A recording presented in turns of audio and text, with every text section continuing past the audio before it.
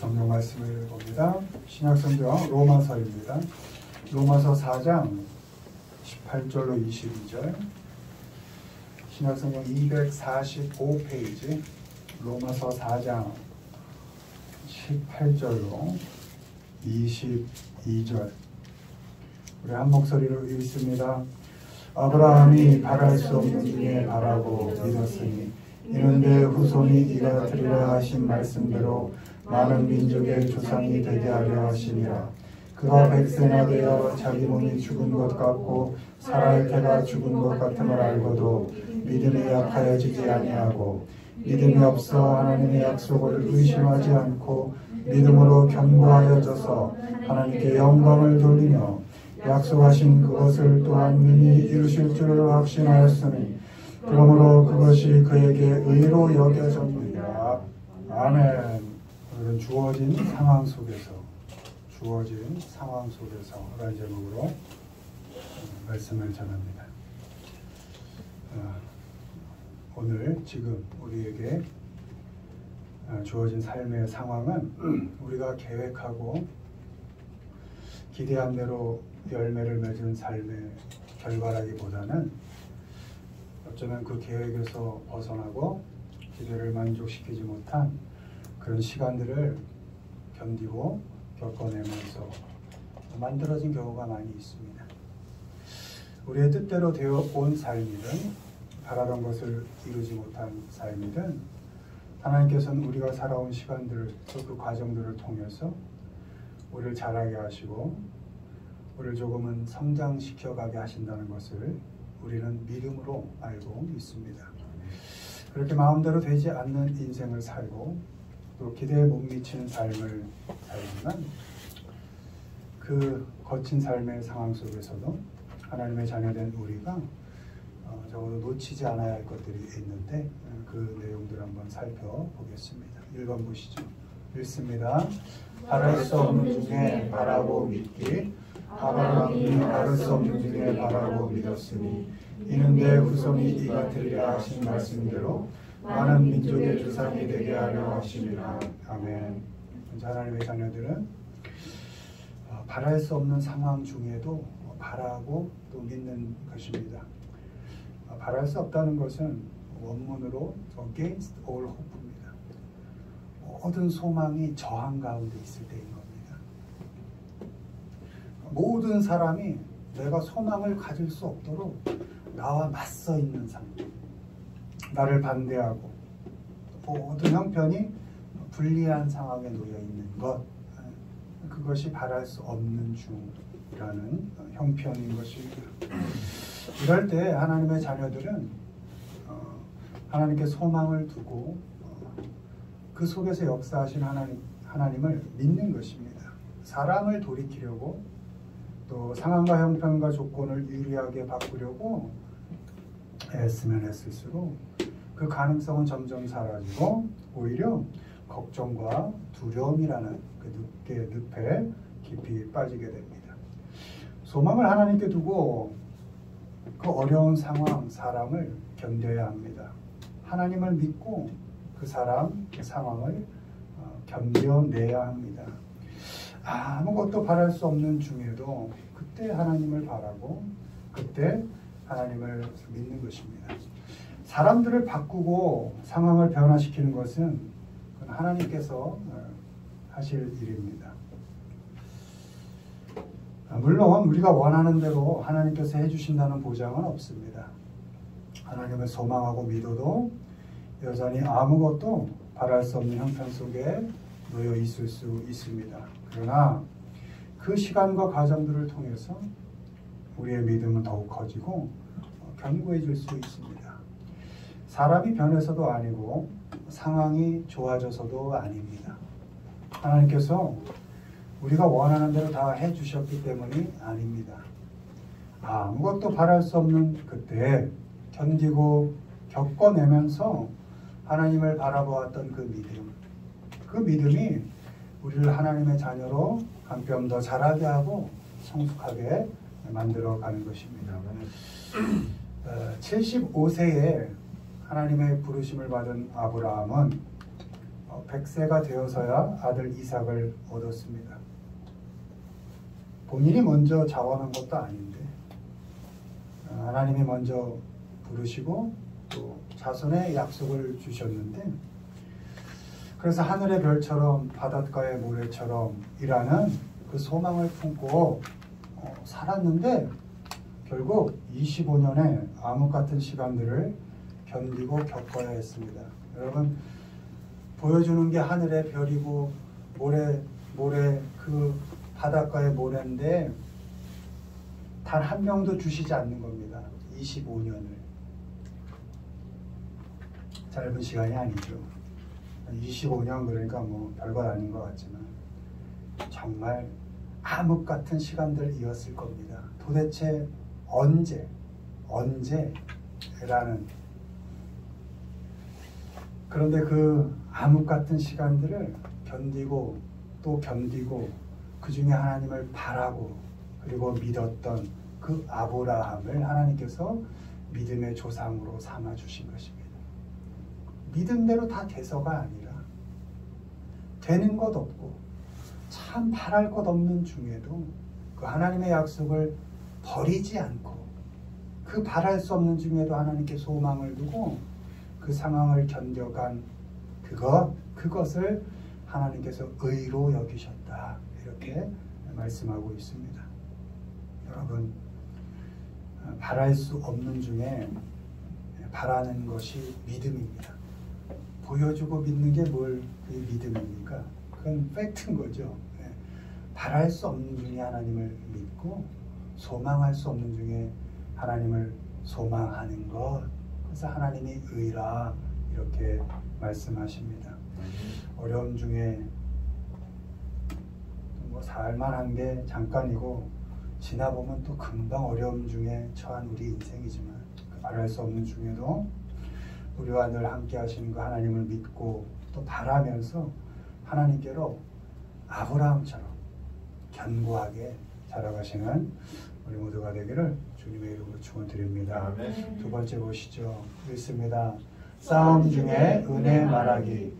너희가 아는 바와 같이 우리가 먼저 빌립보에서 고난과 능욕을 당하였으나 우리 하나님을 힘입어 많은 싸움 중에 하나님의 복음을 너희에게 전하였노라. 아멘. 다음으로 우리에게 주어진 삶의 상황 속에서 놓치지 말아야 할 그것은 삶에서 겪는 많은 싸움들이 있습니다. 그 싸움 중에 복음을 말하는 것입니다.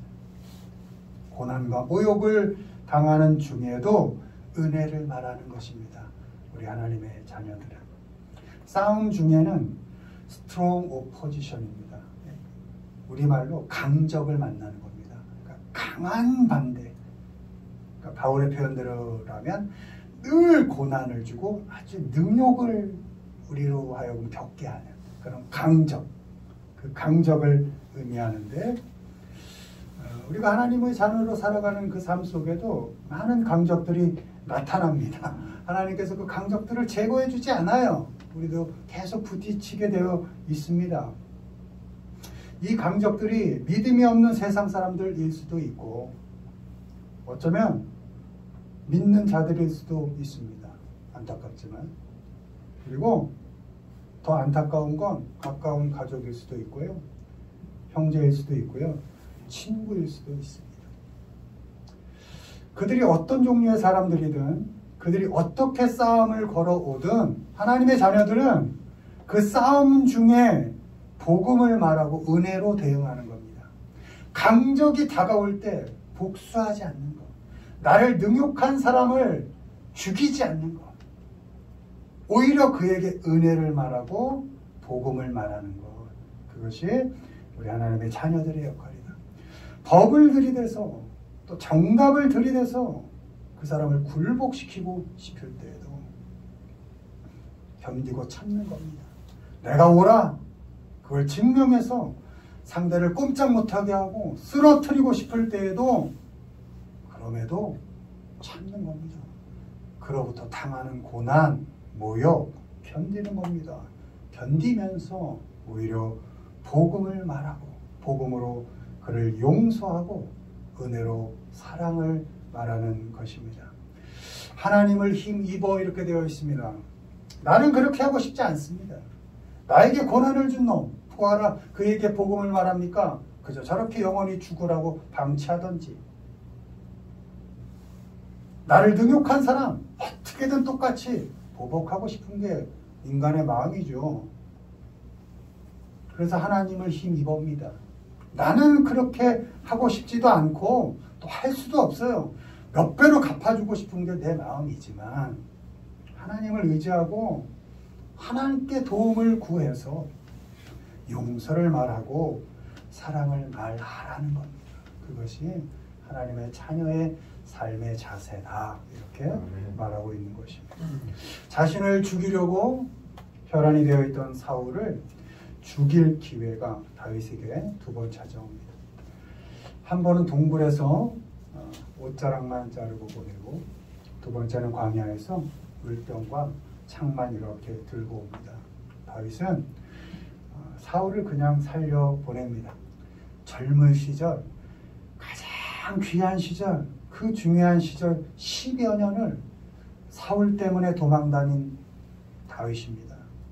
그 힘든 세월을 생각하면 하루도 마음 편히 잠들 수 없었던 그 고통의 시간을 생각하면 당장 죽여버려도 참 이 속이 풀리지 않은 그 사울이지만 다윗은 보복하지 않습니다. 어떻게 용서하죠? 하나님의 이름으로 용서합니다. 왜? 너 또한 하나님이 세우신 자니까.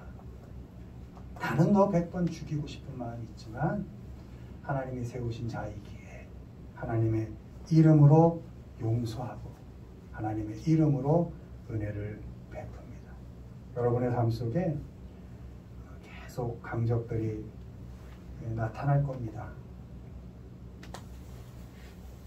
또 그들과 많이 싸움에 놓이게 될 겁니다. 또 원치 않는 상황에 빠지게 될 겁니다. 그때 그 상황에 매몰되지 마시고 그 사람에게 홀리지 마시고 그때 빨리 하나님 앞에 서는 겁니다.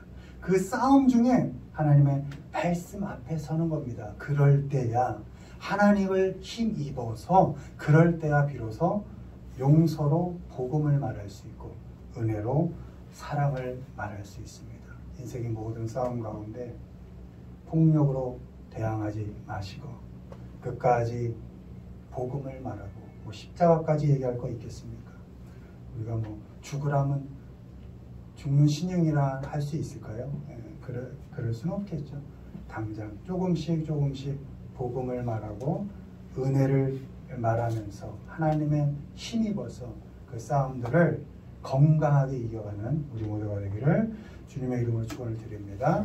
세 번째 보시죠. 읽습니다. 부지 중에 대접하기 손님 대접하기를 잊지 말라. 이로써 부지 중에 천사들을 대접한 이들이 있었느니라. 아멘. 이 세 가지가 우리가 많이 처하는 상황입니다. 바랄 수 없는 상황. 대부분 우리의 인생이고요. 싸움 중에 대부분의 싸움의 형편을 누리게 되고요. 마지막으로 이 부지 중에라는 건 알지 못하고라는 겁니다. without knowing. 대부분 우리는 알지 못하고 닥치죠. 알지 못하고 겪게 되죠. 그렇게 우리가 부지 중이라는 알지 못하는 상황에 놓였을 때 그때 대접하라 이렇게 말씀하고 있습니다. 우리가 언제인지를 알지 못하고 또 누구인지를 알지 못하고 하나님을 대접하게 됩니다. 본문에서처럼 하나님은 우리에게 낯선 사람으로 다가올 수 있고 또 이상한 사람으로 올 수 있습니다. 여러분 스트레인저로 돼 있잖아요. 이게 뭐 낯설다라는 뜻도 있지만 이상한이라는 또 뜻도 있거든요. 다른 거거든요. 상식과 다른 이상한 이상 상식과 다른 사람 익숙하지 않은 사람 하나님은 그렇게 우리에게 다가올 수 있다는 것입니다. 우리는 보통 잘 아는 사람, 또 상식적인 사람, 또 익숙한 사람, 내게 도움이 되는 사람 주로 대접하게 되죠. 자연스럽고 당연한 것일 수 있습니다. 그래서 오늘 읽은 13장 2절 바로 앞절에 13장 1절에 이렇게 되어 있습니다. 형제 사랑하기를 계속하고, 이게 1절 말씀인 겁니다. 그러니까 형제 먼저 사랑해라. 가까운 사람들, 상식적이고 이해되고 익숙한 사람들은 먼저 사랑을 계속해라. 그 익숙한 사람들과 서로 잘 지내라. 이렇게 말씀을 하고 나서 그 뒤에 손님 대접하기를 이렇게 나오는 겁니다. 거기에 더해서 하나님의 자녀들은 낯선 사람, 이상한 사람, 익숙하지 않은 사람, 그 사람들까지도 가까이 하고 잘 지내야 한다. 잘 대접해야 한다. 이렇게 말씀하고 있는 겁니다. 왜요? 하나님께서 언제 어떤 모습으로 우리를 방문하실지 모르기 때문입니다. 날이 뜨거운 어느 날 아브라함이 장막문에 앉아 있다가 세 사람이 맞은편에 있는 것을 봅니다. 그들을 나무 아래 그늘로 이렇게 안내하고 발 씻을 물을 줘서 잘 씻게 한 다음에 떡을 가지고 오고 송아지를 잡아서 요리를 해서 그 사람들을 극진히 대접합니다. 누군지도 모르죠. 그냥 낯선 사람들입니다. 저기서 땡볕에 서 있는 사람들입니다. 그렇게 아브라함은 알지 못하고 부지 중에 천사들을 대접하게 됩니다. 그들이 천사들이었고요. 그들의 입을 통해서 하나님께서 아들을 주실 것이다. 이렇게 그런 약속까지 받게 되는 것입니다. 우리를 스쳐가고 낯설고 어색한 모습으로 다가오는 사람들 잘 대접하셔서 부지 중에라도 알지 못하는 중에라도 여러분이 하나님을 언제 만나겠어요? 하나님은 보이지 않는다 그랬죠. 볼 수 없죠. 어느 날 이상한 사람이 오거든 하나님인가? 하나님이 보내셨나? 낯선 사람이 오면 하나님이 보내신 건가? 라고 대접하는 겁니다. 갑자기 쓱 내 삶에 누군가 이상한 사람이 들어오거든 하나님이 보내셨나? 하고 잘 대접하는 겁니다. 그러는 중에 그렇게 부지 중에 하나님을 대접할 수 있는 것입니다. 우리가 우리를 스쳐가고 낯설고 어색한 모습으로 다가오는 사람들, 그 사람들 잘 대접해서 부지 중에라도 하나님을 대접할 수 있는 우리 모두가 되기를 주님의 이름으로 축원을 드립니다. 말씀 맺습니다. 마음대로 되지 않죠, 인생. 마음대로 되는 게 이상하죠.